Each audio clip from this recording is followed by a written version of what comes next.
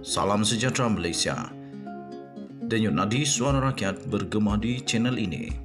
Sebelum kita mulakan berita pada hari ini, jangan lupa tekan butang subscribe, like dan share. Sila tinggalkan komen anda. Denyut nadi suara rakyat terus bergema di channel ini. Salam sejahtera Malaysia, denyut nadi suara rakyat bergema di channel ini. Okey, tuan-tuan dan puan yang dihormati sekalian, berita gembira untuk bersatu. Akhirnya ada juga berita gembira. Rupa-rupanya Bersatu Sabah belum lumpuh ya, belum lumpuh, masih ada harapan di puncak Gunung Kinabalu. Masih ada harapan di puncak Gunung Kinabalu. Sebelum kita mulakan, sebelum saya teruskan, sila tekan butang subscribe, like dan share. Tolong saya supaya channel ini menjadi besar, cukup berkuasa, cukup berpengaruh, menjadi suara rakyat untuk rakyat Malaysia, supaya boleh sampai ke telinga Perdana Menteri dan Menteri-Menteri. Kita jadikan channel ini cukup berpengaruh, besar. Okey. Impian kita, hujung tahun depan, kita akan dapat 500,000 subscriber, supaya setahun dari sekarang, channel kita ini akan menjadi channel paling utama menyuarakan suara rakyat kepada Perdana Menteri. Okey, baik. Sebenarnya Bersatu Sabah belum lumpuh sepenuhnya. Belum lumpuh dan belum pupus, tidak akan pupus dan akan dipertahankan. Walaupun begitu, pada pendapat saya, walaupun Bersatu Sabah masih ada, tetapi untuk menang dan menjadi kerajaan di negeri Sabah tidak akan ada. Makin hampir mustahil untuk menjadi kenyataan lagi. Salah satunya kerana sentimen daripada rakyat Sabah sama dengan sentimen di negeri Sarawak. Ya. Kami hidup dalam keadaan harmoni. Kami hidup dalam keadaan keluarga yang berbilang kaum, berbilang agama. Kami steady saja hidup beragama di Sabah. Jiran saya orang Islam, diorang lakukan amal ibadah orang Islam. Kami hormati, malah kami tolong kalau boleh.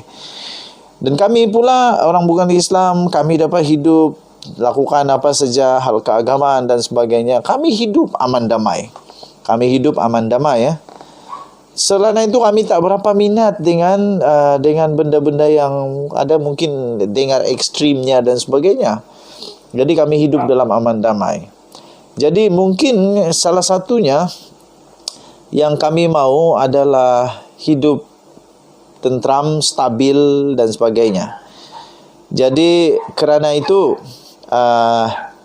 saya fikir apa yang terjadi pada Perikatan Nasional baru-baru ini, terutama dalam kempen-kempen itu, ada sedikit memberikan trauma, ada sedikit memberikan persoalan kepada rakyat Sabah yang ingin hidup aman damai ini. Apapun itu semua retorik politik, naratif-naratif politik lah.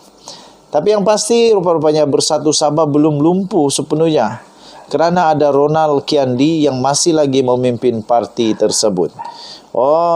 Ronald Kiandi yang bertanding di atas Perikatan Nasional masih tetap menyatakan dia akan tetap untuk kekal bersama Bersatu dan setia bersama Bersatu walaupun kepimpinan negeri itu telah bertindak keluar parti pada hari ini. Memetik laporan The Star, Ronald yang juga naib Presiden Bersatu memberitahu tidak dijemput dan dimaklumkan mengenai perjumpaan yang mendorong kepada keputusan itu pada Jumaat malam lalu.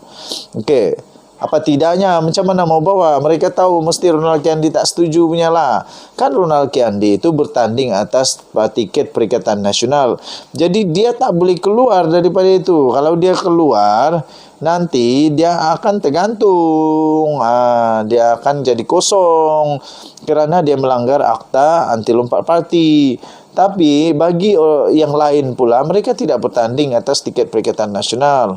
Mereka tidak bertanding atas tiket Bersatu, tapi mereka bertanding atas tiket GRS. Nah, jadi ada beza tu. Ada beza.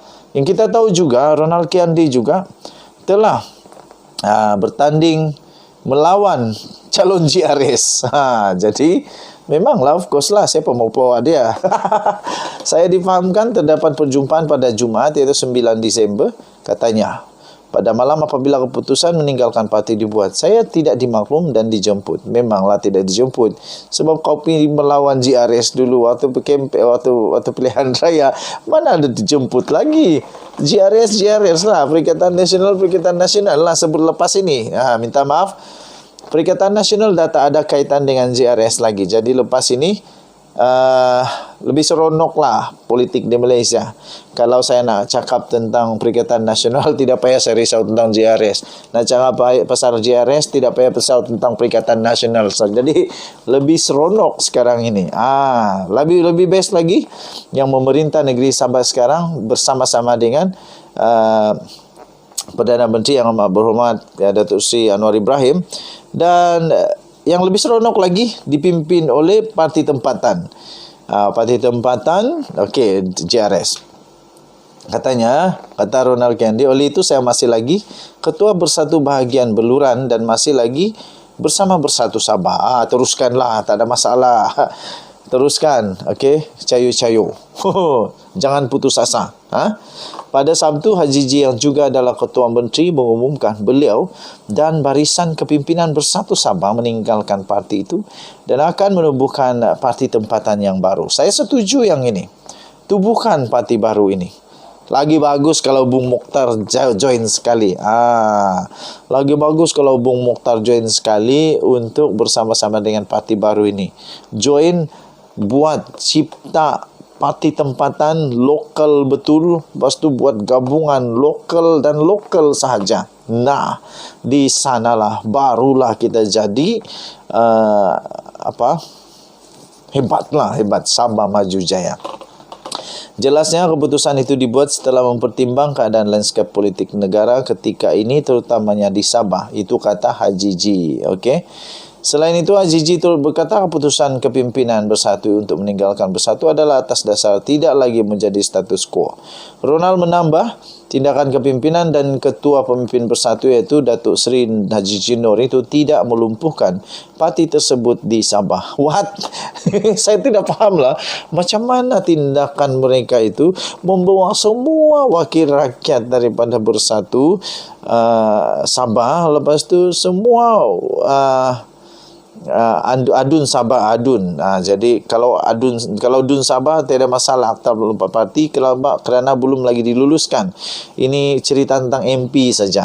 Jadi macam mana boleh kata tak lumpuh kalau semua, bukan satu tahu, semua keluar parti dan join bersama dengan Haji Ji di dalam GRS.